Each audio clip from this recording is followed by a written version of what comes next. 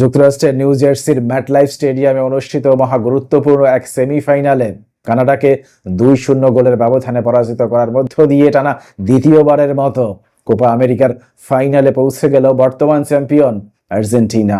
এবং ফাইনালে পৌঁছানোর মধ্য দিয়ে অনন্য এবং অনবদ্য এক রেকর্ডের সামনে এসে দাঁড়ালো আর্জেন্টিনা। কারণ ফুটবল ইতিহাসের একমাত্র দল হিসেবে টানা 3টি বড় আন্তর্জাতিক টুর্নামেন্টের শিরোপা নিজেদের করে নিতে সক্ষম হয়েছিল স্পেন। এদিক থেকে এবার যদি আর্জেন্টিনা 2024 সালের এই কোপা আমেরিকা চ্যাম্পিয়নশিপ নিজেদের করে নিতে পারে, তাহলে স্পেনের সঙ্গে সেই রেকর্ডটি নিজেদের করে নিতে পারবে আর্জেন্টিনা।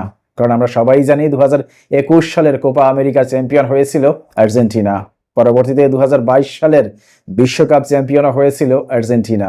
যে কারণে 2024 সালের এবারকার এই কোপা আমেরিকার চ্যাম্পিয়ন যদি আর্জেন্টিনা হতে পারে, তাহলে নিশ্চিতভাবেই স্পেনের সঙ্গে অনবদ্য এবং অনন্য সেই রেকর্ডের ভাগীদার হবে আর্জেন্টিনা। আপনি যদি আর্জেন্টিনার সমর্থক হন, তাহলে কিন্তু আশাবাদী হতেই পারেন। বিশেষ করে গত বিশ্বকাপের সেমিফাইনালে ক্রোয়েশিয়ার বিপক্ষেও কিন্তু হুলিয়ান আলভারেজ এবং মেসি গোল করেছিলেন। এবং মজার বিষয় হচ্ছে, আজকের এই সেমিফাইনালেও কিন্তু গুরুত্বপূর্ণ এই ম্যাচে গোল করলেন লিওনেল মেসি এবং আলভারেজ। অর্থাৎ বিশ্বকাপের সেমিফাইনালের সঙ্গে কোপা আমেরিকার এই সেমিফাইনালের গোল স্কোরারের খুব সুন্দর একটা মিল দেখা গেল। যে কারণে আপনি যদি আর্জেন্টাইন সমর্থক হন, তাহলে সেই সিমিলারিটিজ অনুযায়ী আশাবাদী হতেই পারেন এবারকার এই কোপা আমেরিকার চ্যাম্পিয়নশিপ আর্জেন্টিনার দখলেই যাবে। দেখুন, আজকের এই জয়ে 22 মিনিটে আর্জেন্টিনার হয়ে প্রথম গোলটি করেছিলেন হুলিয়ান আলভারেজ। পরবর্তীতে 51 মিনিটে দলের হয়ে দ্বিতীয় গোলটি করেন লিওনেল মেসি। মজার বিষয় হচ্ছে, এই দুজনে কিন্তু এই 2 গোল করার মধ্য দিয়ে অনন্য এবং অনবদ্য দুটো রেকর্ড নিজেদের করে নিলেন। প্রথমেই যদি আমরা হুলিয়ান আলভারেজের দিকে তাকাই, তাহলে বলতেই হয় হুলিয়ান আলভারেজ পৃথিবীর ইতিহাসের 4র্থ খেলোয়াড় হিসেবে কোপা আমেরিকা এবং বিশ্বকাপ এই 2 জায়গাতেই সেমিফাইনালে গোল করার কৃতিত্ব অর্জন করলেন। এর আগে এই কৃতিত্ব অর্জন করেছিলেন দিয়াগো ফরলান, রোমারিও এবং লিওনেল মেসি। অন্যদিকে আজকের এই ম্যাচে 51 মিনিটে আর্জেন্টিনার হয়ে দ্বিতীয় গোল করার মধ্য দিয়ে অনবদ্য এবং অনন্য এক রেকর্ড নিজের করে নিলেন লিওনেল মেসি। বলে রাখা ভালো, এবারকার এই টুর্নামেন্টে আজকেই প্রথম গোলের দেখা পেলেন লিওনেল মেসি। এবং এই গোলের মধ্য দিয়েই ব্রাজিলের জিজি নিওর পর দ্বিতীয় খেলোয়াড় হিসেবে কোপা আমেরিকার ইতিহাসে 6টি আলাদা টুর্নামেন্টে গোল করার অনন্য এবং অনবদ্য এক রেকর্ড গড়লেন লিওনেল মেসি।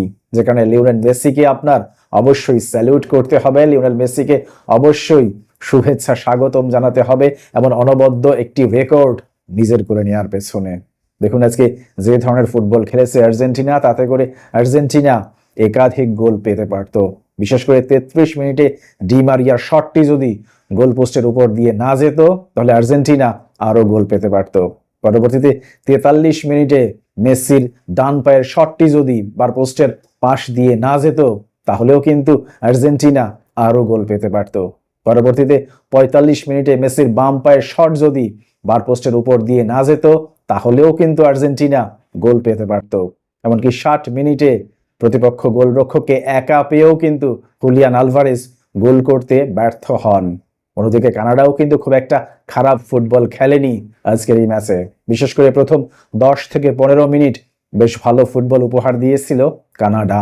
যদিও বা তারাও কিন্তু একাধিক গোল পেতে পারত, কারণ 47 মিনিটে তাদের দুর্দান্ত একটা আক্রমণ প্রতিহত করেন আর্জেন্টিনার গোলরক্ষক এমিলিয়ানো মার্তিনেজ। পরবর্তীতে খেলার 89 এবং 90 মিনিটেও কিন্তু গোল পেতে পারত কানাডা।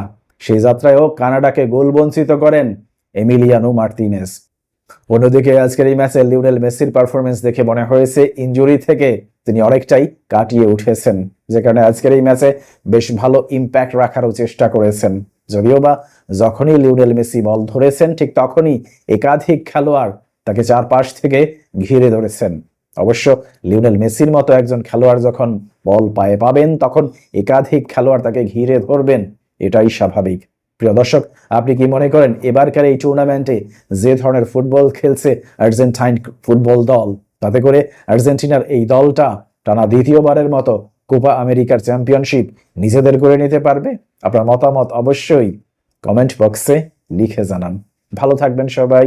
আল্লাহ হাফিজ।